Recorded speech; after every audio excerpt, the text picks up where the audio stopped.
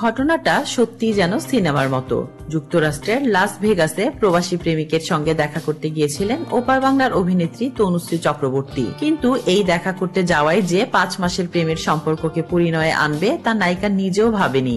একান্ত কিছু মুহূর্ত কাটাতে গিয়ে এখন বিবাহিত ডিপ ফ্রিজ খ্যাত এই নায়িকা। ভারতীয় গণমাধ্যমের খবর, সেখানকার এক 5 তারকা হোটেলে হয়েছে তাদের বিয়ের আয়োজন। সেখান থেকে বেশ কিছু মুহূর্ত সামাজিক মাধ্যমে ভাইরাল, যা এখন টালিগঞ্জে বেশ আলোচনায়।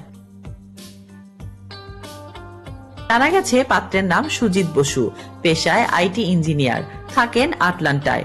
দীর্ঘ 28 বছর ধরে প্রবাসী তিনি। সুজিতের সঙ্গে তনুশ্রীর পরিচয় অনেক দিনের হলেও প্রেমের বয়স মাত্র 5 মাস।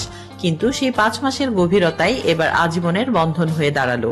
এ প্রসঙ্গে ভারতীয় গণমাধ্যমকে তনুশ্রী বলেন, ভাবনাটা ছিল শুধুই ঘোরার, সুজিতের সঙ্গে কয়েকটা দিন একান্তে সময় কাটাবো, এই ভেবেই লাস ভেগাসে পা রাখা।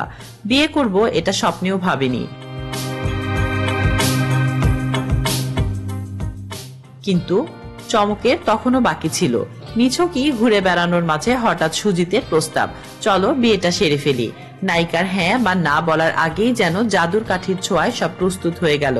রাতারাতি ঠিক হয়ে গেল বিয়ের ভেন্যু, চলে এলো স্বপ্নের মতো সুন্দর লেহেঙ্গা আর মানানসই গহনা।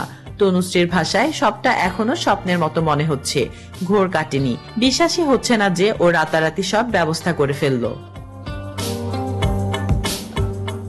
তাসলিমা আক্তার শিমু, SBS বাংলা।